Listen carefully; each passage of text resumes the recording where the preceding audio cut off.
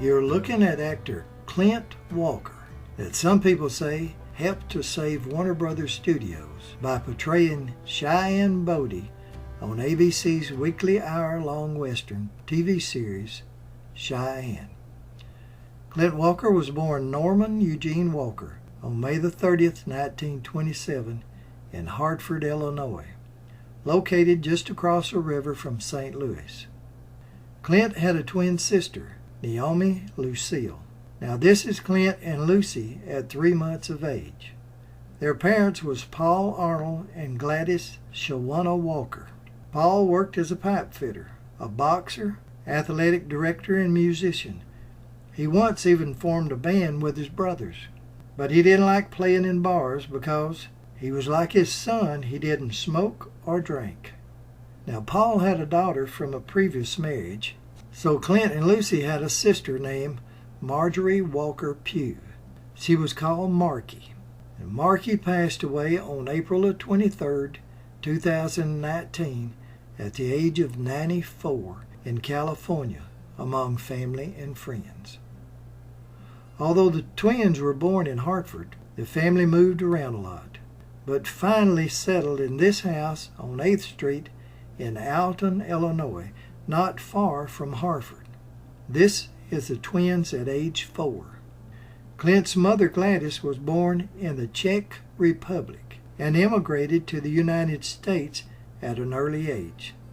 Clint's parents divorced when the twins were small and raised by their mother with help from her parents. Gladys loved to garden and worked as a seamstress to make money. Now this is the twins at age 8. Clint attended Roosevelt Junior High. Now this is a picture of Clint and Lucy as teenagers with their dad. Clint attended Alton High School and worked odd jobs after school to help the family. Now during this time, Clint, or Norman as he was still being called, became interested in bodybuilding and would often lift weights here at the Alton YMCA.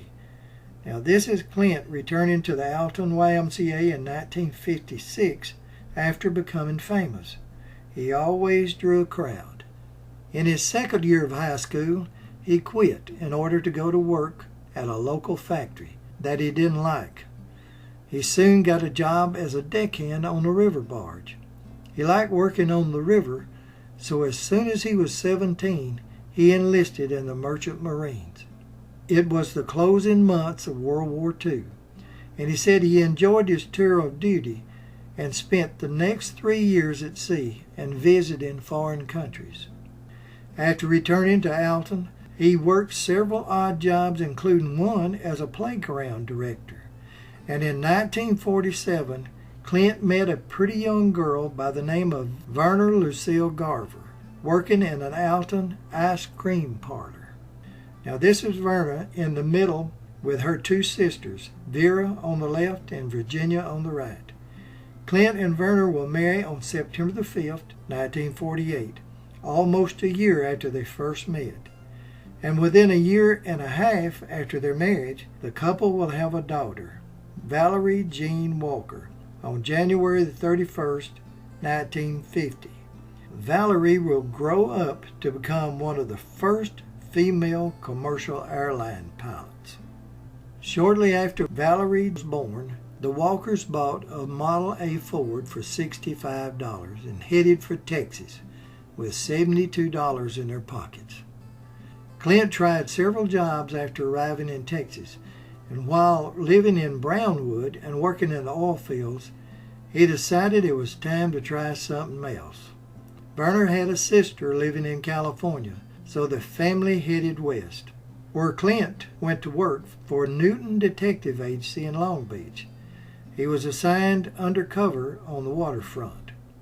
He heard that security paid a lot better in Las Vegas than it did anywhere else, so he moved his family to Vegas, where he went to work with security at the newly built Sands Hotel. During the next year and a half, Clint met several performers, such as Van Johnson, who insisted and suggested that he try acting. He knew that successful actors made a lot of money, and it's better to be shot at by fake bullets than by real ones, but it meant moving Valerie and Werner back to Los Angeles. In L.A., he found work as a bouncer at a local nightclub, and Werner worked as a waitress so Clint could pursue his acting career. Talent agent Henry Wilson found Clint an unaccredited part in a Bowery Boys film named Jungle Gents. Now, Clint played a Tarzan-like character. His only line was, "You no take Jane." And when the boys seen how big he was, they said, "We no take Jane." Wilson also suggested that Clint take acting lessons and change his name to Jet Norman. On the second day of acting class, as he was leaving, he met an old actor that he recognized from early pictures, named Cap Summers. Cap asked him if he was under contract to Universal, and Clint said no. He told him that Cecil B. DeMille was filming a movie called The 10 Commandments, and that they were looking for big men to play palace guards. And he promised to have DeMille's right-hand man, Henry Wilcoxon, call Clint if Clint would let him have his phone number. Clint said he didn't think anything would come of it because people in Hollywood made a lot of promises. Now, to Clint's surprise, after a week, he received a call from Mr. Wilcoxon saying that he had Clint an appointment scheduled with Mr. DeMille. A few days later, while traveling from San Fernando Valley to Paramount Studios to keep his appointment with Mr. DeMille, he spotted an older woman on the side of the highway with a flat tire. Seeing that she needed help and would not be able to change it herself, he stopped, knowing it would make him late. And after changing her tire, she told him she hoped she hadn't made him late for his appointment. But when he walked into Mr. DeMille's office, he was told by DeMille, "You are late." Clint thought, "My career is over and I never got started." He said he tried to explain that he had stopped to help change a tire when DeMille said, "I know all about it. That lady you helped is my secretary."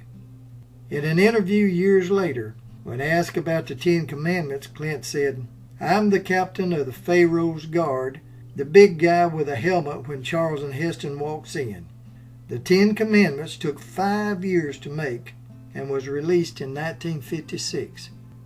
From his appearance in the Commandments, he was asked to try out for a new Western TV series that Warner Brothers was planning, called Cheyenne. Clint said that when he went to the interview, there was a lot of well-known actors there, and he thought he didn't stand a chance. However, he was surprised a couple of weeks later when they called him and told him, "You are Cheyenne Bodie."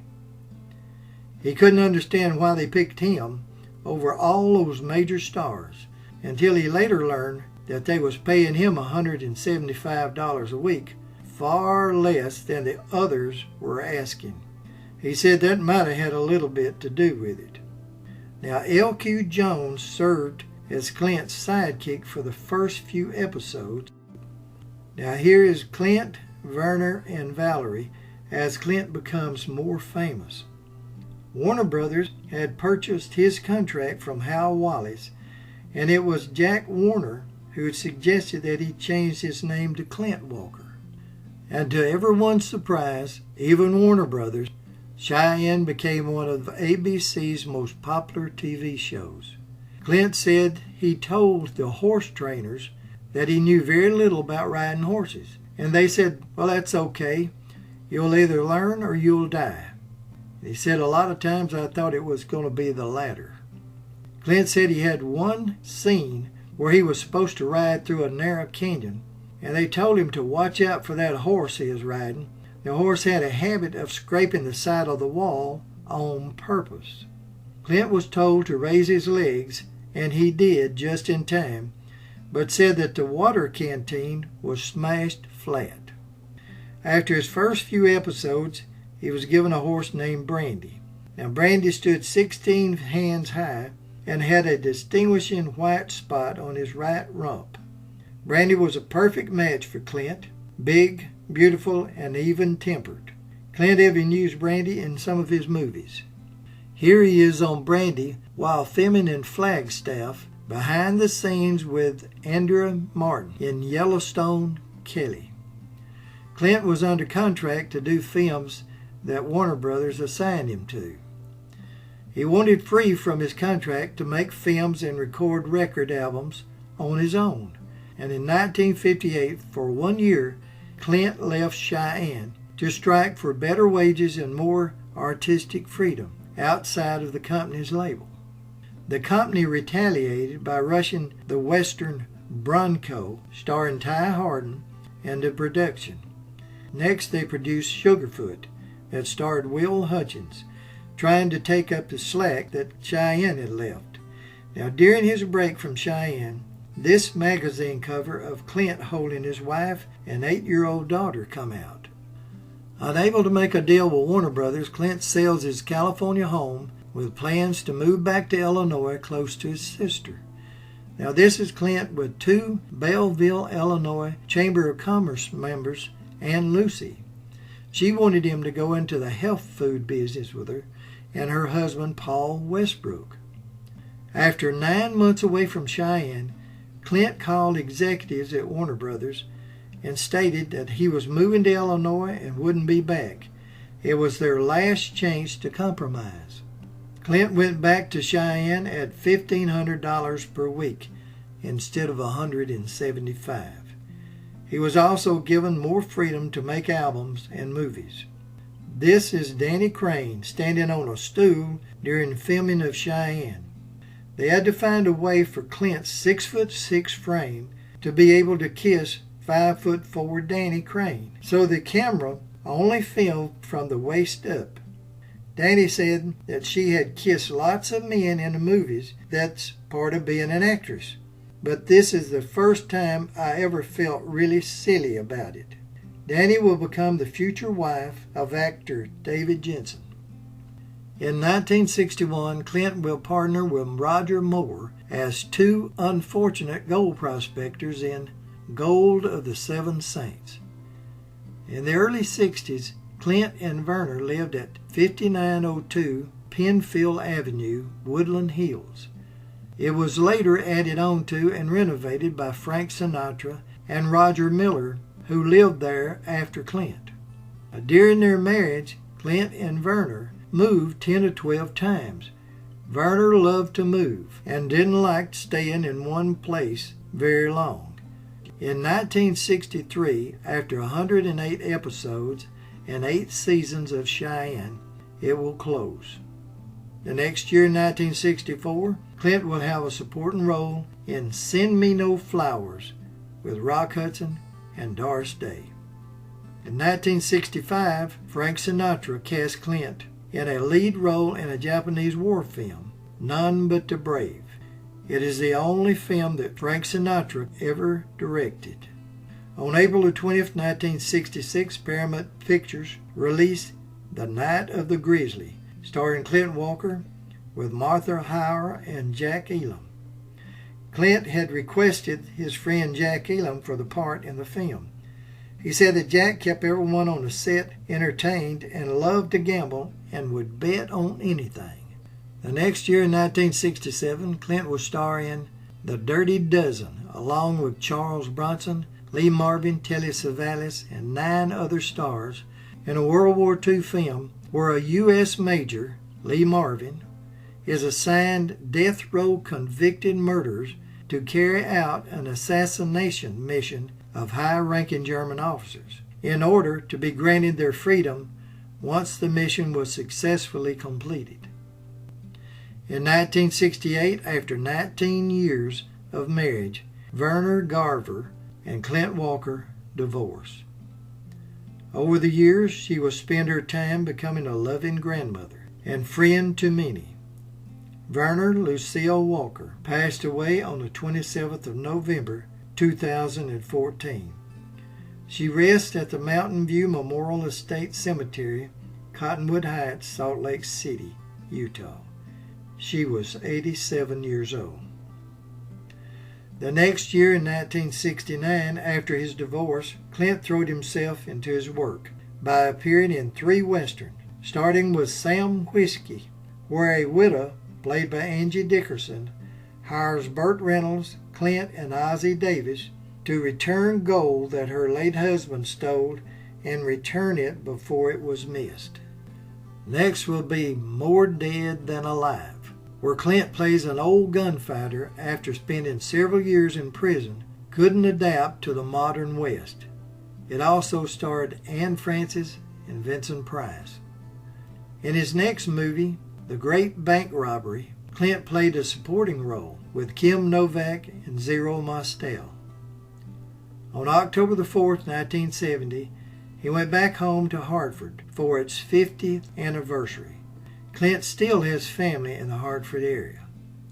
The next year, in May of 1971, Clint was skiing at California's premier ski resort, Mammoth Mountain. He was a proficient skier, but by no means an expert. He had been issued ski poles that was too short for his 6'6" frame, which forced him to bend over to use. On his way down the steep mountain, he began to tumble forward, landing with his full weight on his upright ski pole, bending the pole and allowing the tip to pierce 4 inches into his heart, stopping only at the 4-inch ring on the pole. As he continued to tumble, the pole came out of his chest. He said he realized he was seriously hurt and tried to stand, but collapsed unconscious. He was spotted by the ski patrol that rushed him to the first aid station and then by ambulance to Northern Inyo Hospital in Bishop, California, approximately 40 miles south. After arriving at the hospital, he was examined by 2 doctors. After finding no heartbeat and no pulse, he was classified as dead and left on a gurney in the hall, waiting to be transferred to the morgue. Fortunately, another doctor who happened to be a heart surgeon from UCLA was in the hospital visiting a friend. As he left his friend and on his way through the hospital to his automobile, he passed Clint and asked who he was and what had happened to him. After learning a ski pole pierced his heart and knowing who Clint Walker was, he asked if he could take a look. And in a little bit, the doctor said, "I'm not sure this man is dead. I need some instruments and I need to cut his chest to check his heart." Now, Clint described it like this. He said, "I could hear what he was saying, but it sounded far off. I couldn't open my eyes, but I mustered enough energy to say, 'Do you have to do that?'" He said there was silence for a few seconds until he said, "Yes, we do. Get this man to surgery." Clint woke up around 3 the next morning, hooked up to all kinds of tubes and wires, he said. He was told that he was a medical miracle. Even living, he should have been a vegetable, doing without oxygen so long.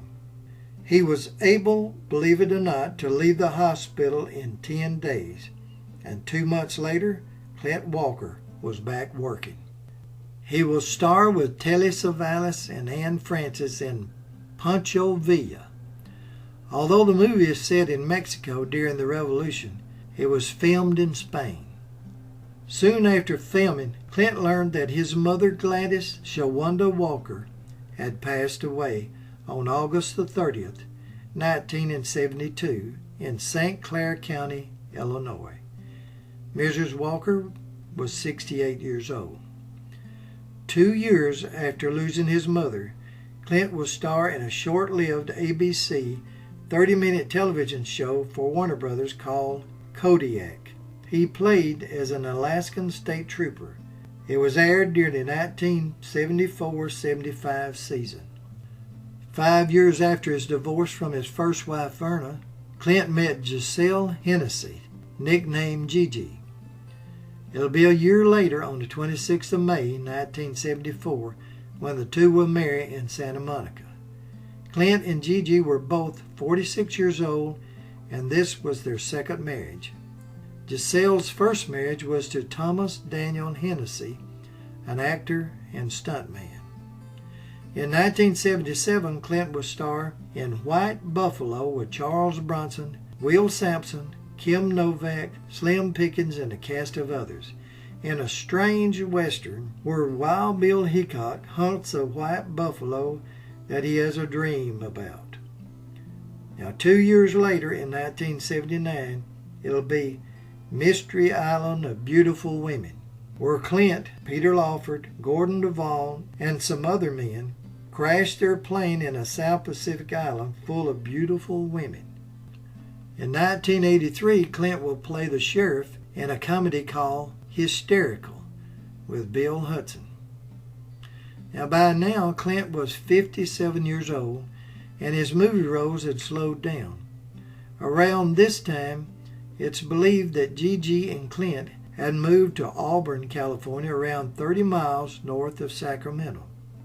And in 1985, Clint would star with Eartha Kitt in The Serpent Warriors, where a zoologist had to fight off snakes brought by a snake-worshipping cult. In 1991, Clint will play a supporting role in The Gambler Returns, The Luck of the Draw, with Kenny Rogers and Reba McEntire. The law was shutting down all gambling, but agreed to allow one final high-stakes game. It's believed that sometime around finishing The Luck of the Draw, Clint and Gigi will move 30 miles north of Auburn to Grass Valley, California. And not long after that, they will receive devastating news that Gigi has terminal cancer. After almost 20 years of marriage, Giselle Hennessy Walker will pass away on January the 1st, 1994, at the age of 65. She'll rest at the Holy Cross Cemetery in Culver City, California. 2 years after Giselle's death, Clint's dad, Paul Arnold Walker, passed away on May the 3rd, 1996, at the age of 90. Mr. Walker is buried at the Mabel Park Cemetery in Aurora, Missouri. 3 years after losing his wife Gigi to cancer and 1 year after losing his dad, Clint Walker will find love again at the age of 69. On March the 7th, 1997, Clint will marry Susan Cavallero in a private ceremony at his home in Grass Valley. Despite being a well-known movie star, Clint Walker was always a very gentle, private person and would go to extremes to protect his privacy of his family. Very seldom would he ever speak with reporters about his family's private lives. In 1998, Clint's final role was a voice part as Nick Nitro in Small Soldiers. In 2000, Clint and Susan attended the 18th Annual Golden Boot Award. Clint had been inducted back in 1997. The Golden Boot Award was started by Western sidekick comedian Pat Buttram to honor actors and stuntmen that performed in Westerns. Also in 2000, on November the 11th, Clint's twin sister, Naomi Lucille Walker Westbrook, passed away at her residence in Hartford, Illinois, at the age of 73. She's buried at the Valhalla Memorial Park Cemetery in Godfrey, Illinois. In 2004, Clint was inducted into the Hall of Great Western Performers at the National Cowboy and Western Heritage Museum in Oklahoma City. When he was asked by a reporter how he wanted to be remembered when he passed, Clint thought for a moment and said, "Good guy. I want to be remembered as a good guy." His star is on the Hollywood Walk of Fame located at 1505 Vine Street and Sunset Boulevard. Norman Eugene Clint Walker was taken to the local hospital in Grass Valley and on the 21st of May 2018 passed away with congestive heart failure 9 days before his 91st birthday. His remains were cremated and given to his wife Susan. Susan and his daughter Valerie were at his side. This is Cheyenne Bodie, Clint Walker, a good guy.